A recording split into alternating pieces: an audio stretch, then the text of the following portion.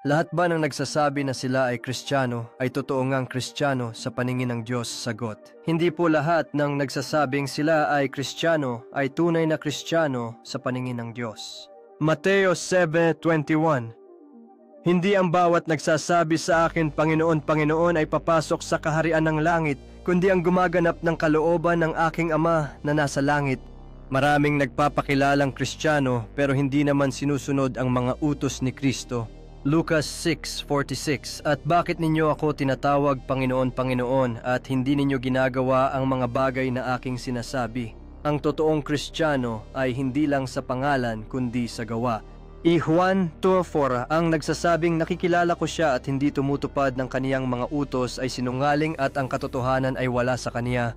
Kaya kung gusto nating matawag na tunay na Kristiyano, dapat tayong sumunod sa tunay na aral ni Kristo, hindi lang sa pangalan kundi sa gawa.